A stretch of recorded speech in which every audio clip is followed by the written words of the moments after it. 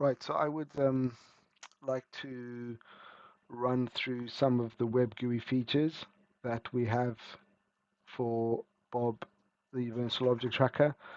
Um, so this is your main page. It's the live stream page. It has several controls on the right. These are mainly for information purposes. You do have the ability to pause a video or feed and then resume it. The areas of interest also are more to the bottom right. So this tells you whether we are tracking an object, whether we are recording, some information about the tracking state, and then also environmental conditions like is it night or day and percentage cloud cover. These environmental conditions feed into a auto-tune algorithm. It's very simple at the moment. We are hoping to expand it further, but that's the purpose of that. We have found that Bob behaves best on clear or cloudy days. When there's partial cloud or fast-moving cloud, is quite challenging. So that's live stream. Next are wide view of the image stream, the annotated stream. So that this is basically where we have a square drawn around the item that is being tracked with a label as to the number. It also no control panel on the right, so gives you more screen real estate. The same is true for foreground mask. We use a background subtractor, and this allows you to see the foreground mask currently in play and what object is moving around the screen. It's very, very good for debugging purposes. We do have a upper limit for the maximum number of blobs that we can track. So if at any point recording doesn't happen and you think it should, it's worth having a look at the foreground mask because you could have an enormous amount of false positives, which would then disable recording. But yes, annotated frame, good view of the video stream.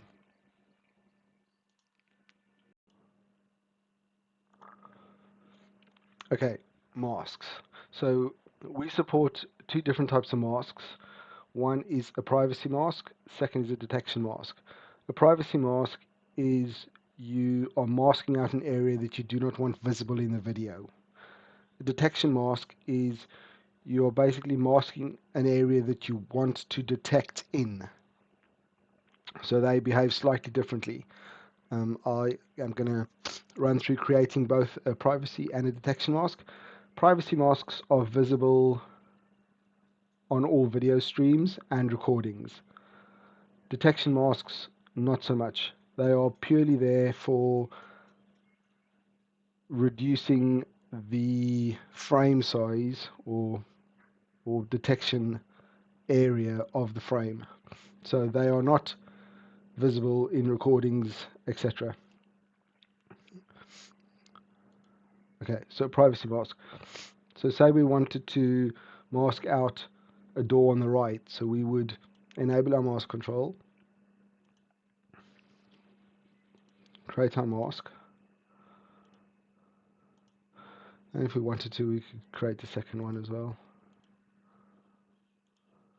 and a third one. How many ever you need. Save those. That can take up to 60 seconds to apply. So detection mask. So the detection mask, we are masking the area that we want to track in. So create my mask. So the behavior is slightly different here in that the area that we are masking is our trackable area. So this black area is going to be our detection area. So save that. I can take up to 60 seconds to apply. So just got to wait for the masks to apply. Okay, so our privacy mask has applied. So you can see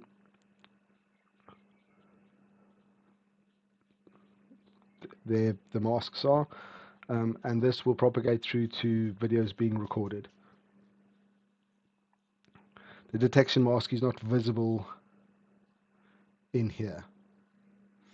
See if our detection mask is applied. The detection mask hasn't applied yet. Just keep on waiting.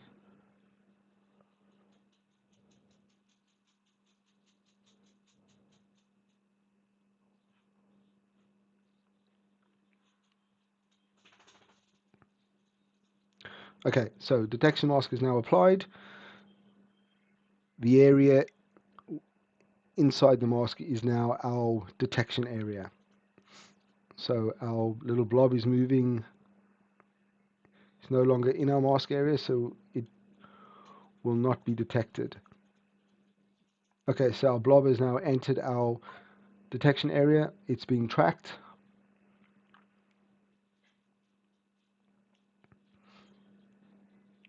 Now it's outside of the detection area. It's no longer being tracked.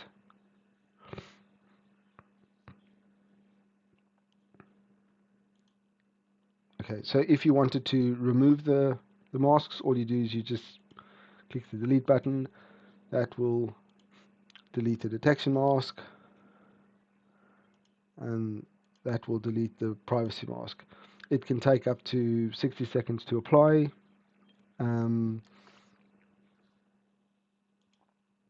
So we can just wait until that applies.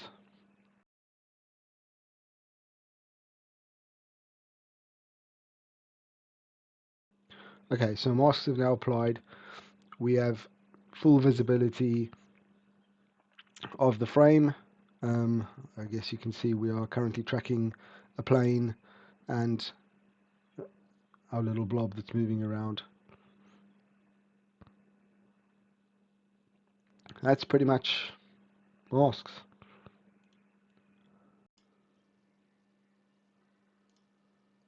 Right, I'd like to run through how you navigate your recordings. So under the recording navigation tab, we have 3 views of your recordings: the event table, event player, event grid. Event table, a list of all your recordings.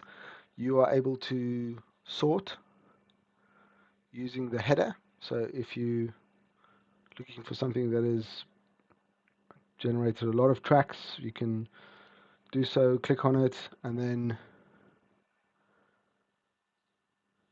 you get to view the video. I'm not sure if you can see the bird flying, but yeah. So that's the one. Event grid. It's just a big grid of your recordings. These images we call trajectory plots or heat maps. So they're very useful to try and determine at a quick glance as to whether a video needs further investigation. As an example, you can see that's a bird. So yeah, no biggie there. Yeah, bird. So a really good, quick summary view of the object that you've tracked. By the way, this fisheye viewer, you can use your mouse to zoom in to get a better view of the object being tracked.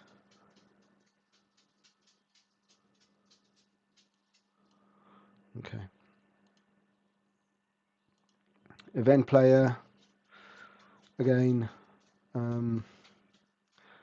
similar. Click on the trajectory plot, plays the video. You have a bit more control here, you can again switch over to the fisheye viewer. I mean, predominantly these recordings will be done on some sort of fisheye or a camera that with a fisheye lens, so that's one of the reasons why we've implemented this feature. So zoom in, try and get a better view of the object that was recorded, zoom out, etc. You are able to also click on these little blue dots. They will load the associated recording as well. But again, trajectory plot, really easy view to see that those are birds. So yeah, so just different ways of navigating your recordings. If you didn't record anything of interest in a day, you can delete that day's recordings. We do still want to implement advanced features or other features, for example, where you pin recordings and delete the rest, or share and all that sort of stuff. Those features will come in future versions. Right, that's pretty much recordings. Right, so probably just need to quickly run through if you find a bug or would like to request a feature. We have these menu points on the left. So if you found a bug, everything's managed on GitHub. So if you found a bug, please record it on GitHub. If you have a feature request, again, just sign into GitHub and fill in the template provided. Documentation will at some point be available here. It's on the to-do list. Okay, so that was a quick run through of most of the features that are currently in the Web Gui for Bob, the Universal Object Tracker. We have a pretty extensive feature list that we still want to implement. But would, as always, appreciate feedback. Please, if you find a bug, log it. If you have a feature request, feel free to log it. We look forward to hearing your thoughts in the comments section. Please like and subscribe for more videos.